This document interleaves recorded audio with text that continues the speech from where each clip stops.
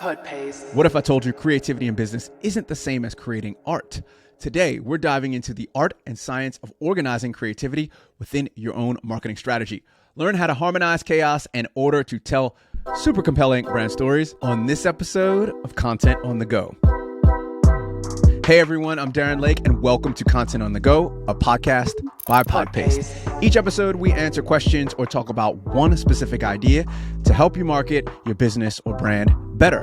And we do that by making them easy to digest, short and concise, because we all have a business to run. Let's go. What you'll learn with our guest, Christopher Koo, the difference between creating in business and creating art, challenges of harmonizing creativity and marketing, and how to overcome them, balancing traditional and modern brand marketing to tell compelling stories, and more. With over 20 years of bilingual content and communications experience, Chris excels in creating and managing impactful content across various platforms. At the time of this publication, Chris is the global content marketing lead at Byte Plus, who is known for apps like TikTok, Pico, CapCut, and Lemon 8. What's cool about this is that we actually, because we're doing a video podcast here, we actually have to clap sync every episode. Yes. And it's a bit redundant, but what it does is it helps the video editor to then sync up the audio and the video. And if you don't do this, you just create a headache for later because people have to do that. And that actually ties perfectly into this episode, which is organizing your creativity. And it sounds like a boring thing, organizing creativity. It almost sounds, it's like an oxymoron, it's two things that shouldn't belong. Yeah. But, the more you organize your creativity, the better it is. I'm sure I talked about that in the intro. Let's just jump right into point number one. Creating in business isn't the same as creating in art. What does that mean? Of course it's different, right? Like you have so many people to convince, like in a business. So I think creativity is supposedly organic, free flow, but in the business, there is always tension between the different layers of management and the different groups of stakeholders who all have a stake in the piece of content that you're trying to create. And you need that sort of orderliness to get everyone on the same page and to help them understand. And I think as marketers, you're not exactly creating the stuff yourself and you're going to work with the creative team, but then your job is to bring these guys together, and it's a whole lot of harmony work for a marketer to really execute, like more or less trying to be this peacemaker between the stakeholders. You really need that, yeah. If you watch Mad Men, it was really fun watching the creatives.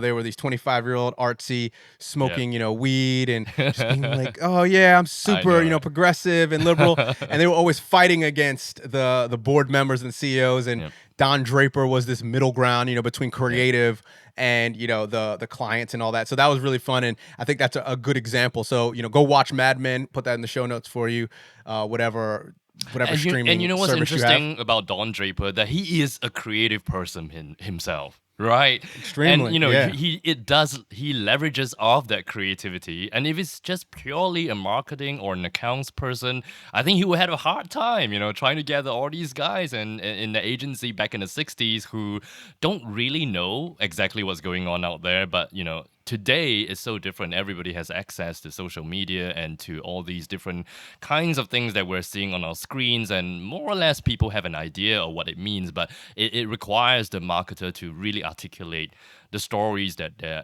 trying to create and, just get everyone together, like we have to do it in this certain way and then it has to be done in this order and you get a comment at this stage, not at that stage. And once it's finalized, there's no man's land. You cannot come in anymore. So it's the marketer's job. Yeah. All right. You touched on something that actually was point number 4, and we'll just jump right into it, which is telling stories with your brand. Yeah. And, we should have ended it with that, but let's just jump right in and talk about telling the stories with your brand via organized creativity.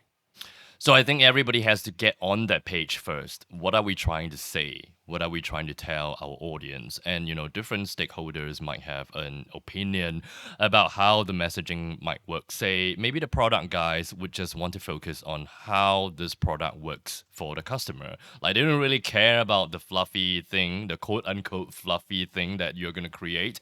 But you have to actually convince them, right? To say that because of this story, it is going to highlight this particular feature that you have iterated or that you have introduced. And without this backstory, it is going to be difficult to integrate the feature and convince people that it will help them solve a problem in a greater context.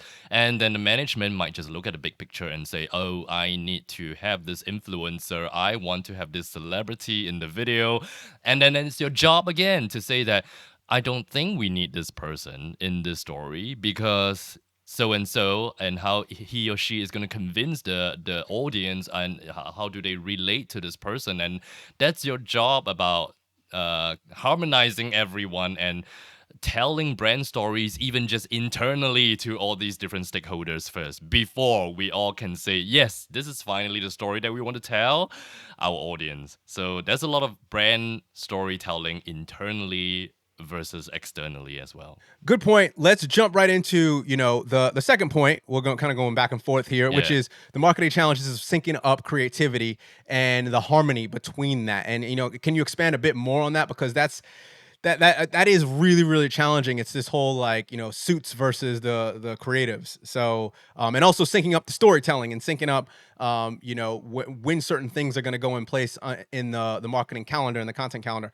So So jump in on I that. think it is a lot about like marketing is just science versus art. It's just both, right? And for a lot of companies or even small medium businesses, they have challenges harmonizing the creativity in this area. And let's just say a simple thing like blogging, and you need to convince the management or the C-suite why this medium is effective. You have to show them that, and then there's the orderliness of churning out X number of blogs that will bring about X number of revenues or projected revenue or projected engagements.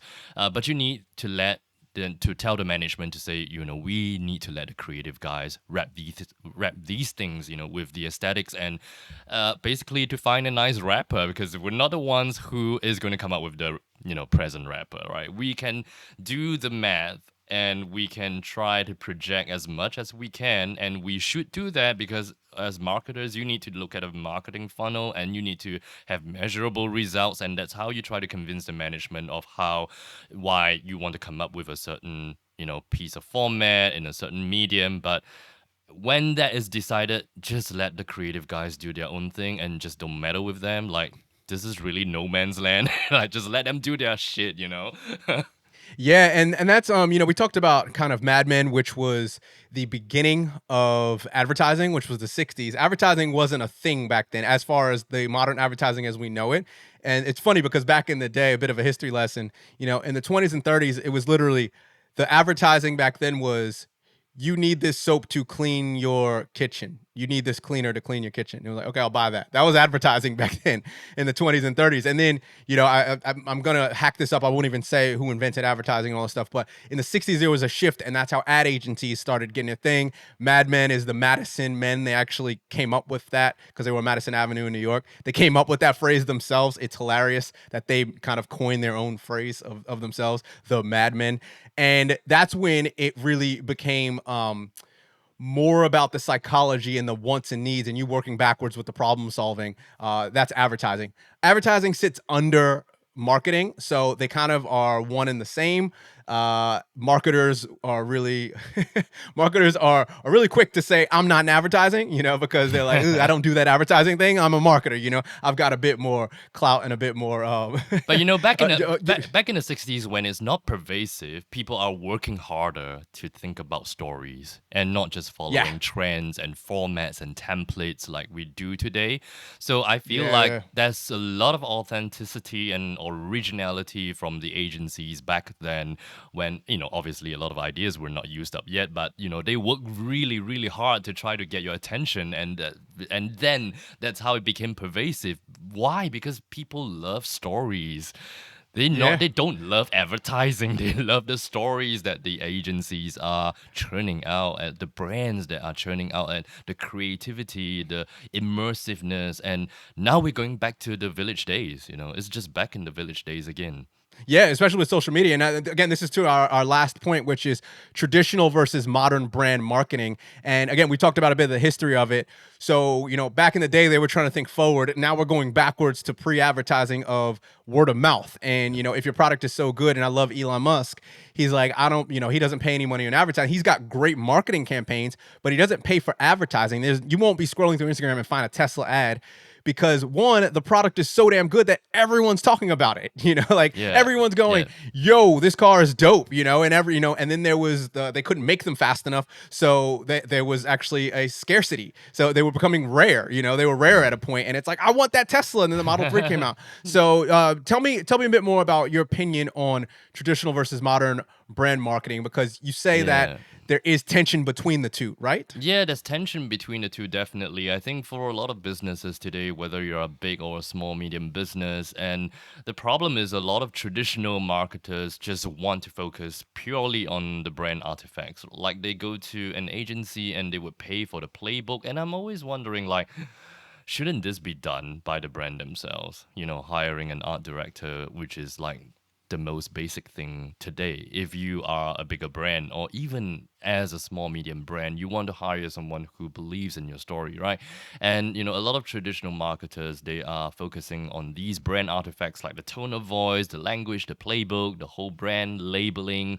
And there's this overemphasis on artifacts until they kind of lose sight for the forest for the trees. And the brand artifact, they don't exist for the sake of the brand artifacts. Like it exists for the sake of framing a brand. Like when you're trying to activate a brand story, a brand appeal, a campaign, sure, we can use these artifacts to frame it. Like it has to be within that sort of color schemes, and we want to retain the usage of these fonts and the size of the captions and stuff like that, but they're not the one thing that rules the brand department. So that's what I meant by the traditional guys versus the modern brand marketer, where the latter would be focusing more on the stories and about the appeal of the brand more so than the artifacts. All right, so we have talked about a lot. We covered a lot here. This is always a fun one. I love when art and business play together and fight and or make love, whatever you want to call it. We talked about again, creating in business versus art, marketing challenges of syncing up creativity and business, traditional versus modern brand marketing, and telling stories with your brand. I'm going to end it with something. And I'll give you the microphone. I'll give you the stage right when we end it if you have anything else to say. But what's really fun is business is the most artistic thing I've ever done. And I'm an artist, so I can actually say that I'm artiste. I don't have the mustache and I don't have the artist hat, but I am definitely like, bro, chill out, man. Let the art shine, do weird things. Like I always say I'm like 55%, 60% artist, 40% analytical, business science, however you want to view it. But as I've ran a business, as I've worked with Metagy, a bunch of startups, I've worked with corporates, it is quite possibly one of the artsiest creative things I've ever done is running a business. You're dealing with people, and artists are weird, and you got to deal with personalities, and you got to deal with timings, and you got to deal with things that you didn't think would work, throwing a lot of stuff at the wall. So you're kind of like half mad scientist, which scientists are super creative, and half like super artist and letting everything flow. So it's one of those things where don't discount the art side. And another thing I find interesting is that the craziest the best business people are usually the craziest artists, at heart. They actually are really artists. And I look at Steve Jobs, Elon Musk, they're eccentrics. Even Jeff Bezos, he feels like a robot, but he is slightly eccentric. I'm reading Phil Knight's book, Finally Shoe Dog, the guy that founded and ran Nike for many, many years. Super creative, and just everything. The sky was always falling constantly, and he had to constantly figure this out and figure that out, and deal with his family. And he was always every artist second guess themselves. They love doing this. They're like, is my stuff good? I think it's the worst thing I've ever done. He's constantly going like, are we gonna go? Am I gonna even have a company next year? So again, that's my long-winded rant of business is art, and it is one of the wackiest things. So as small business owners, think of yourself more as an artist, because you're constantly problem solving, and that's really what art is.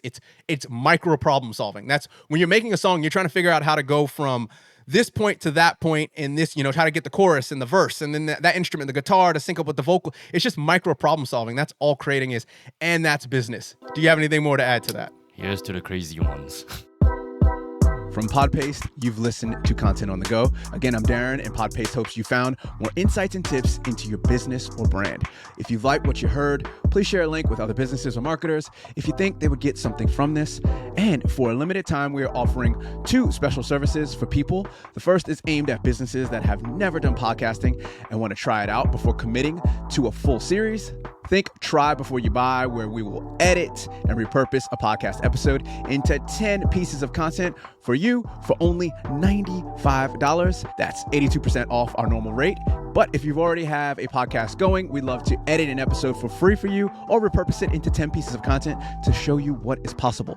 Either way, sign up at the link in the show notes or YouTube description below to jump on a quick 10-minute discovery call where we can brainstorm ideas or audit your existing podcast and help shape your next series. See you on the next episode.